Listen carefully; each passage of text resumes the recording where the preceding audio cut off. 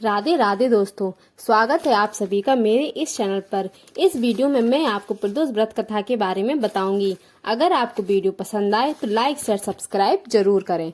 चलिए वीडियो शुरू करते हैं। एक कथा है, एक निर्धन ब्राह्मण की स्त्री गरीबी से दुखी हो सांडिल्य ऋषि के पास जाकर बोली, हे मुनि, मैं अत्यंत दुखी हूँ, दुख निवारण का उपाय बताइए। मेरे दोनों पुत्र आपकी शरण हैं। मेरे ज्येष्ठ पुत्र का नाम धर्म है, जो कि राजपुत्र है, और लघु का नाम शुचिव्रत है। हम गरीब हैं, आप ही हमारा उद्धार कर सकते हैं।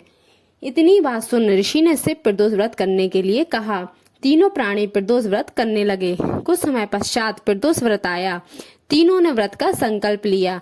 छोटा लड़का, जिसका नाम शुचिव्रत था, एक तालाब पर स्नान करने को गया। उसी मार्ग में स्वर्ण कलश धन से भरपूर मिला। उसको लेकर वह घर आया। प्रसन्न हो माता से कहा कि माँ, यह धन मार्ग में प्राप्त हुआ है। माता ने धन देखकर से महिमा का वर्णन किया। राजपुत्र को अपने पास बुलाकर बोली, देखो पुत्र, यह धन हमें शिव जी की कृपा से प्राप्त हुआ है, अतः प्रसाद के रूप में दोनों पुत्र आधा आधा बांट लो। माता का वचन सुन राजपुत्र ने शिव पार्वती का ध्यान किया और बोला, पूज्य, यह धन आपके पुत्र का ही है, मैं इसका अधिकारी नहीं हूँ।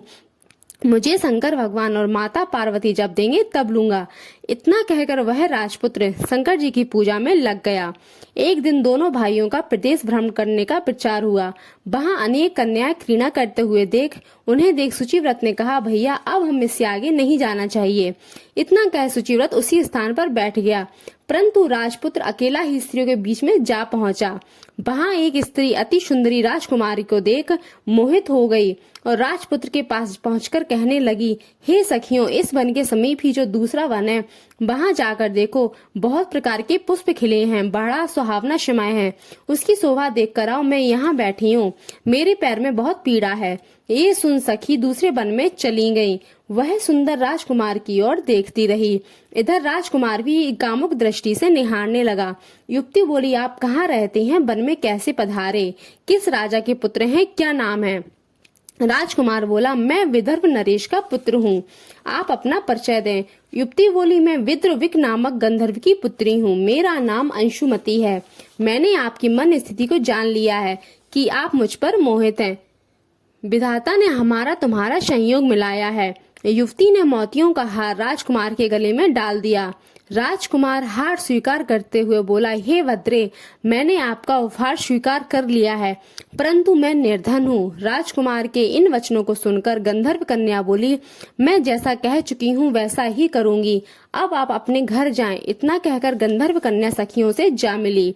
घर जाकर राजकुमार ने शुचिव्रत को सारा वृतांत कह सुनाया। जब तीसरा दिन आया, वह राजपुत्र शुचिव्रत को लेकर उसी वन में जा पहुंचा।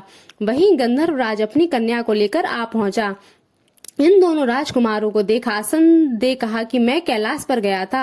वहां शंकर जी ने मुझसे कहा कि धर्मगुप्त नाम का राजपुत्र है, जो इस समय राजविहीन निर्धन है, मेरा परम भक्त है। हे गंधर्वराज, तुम उसकी सहायता करो।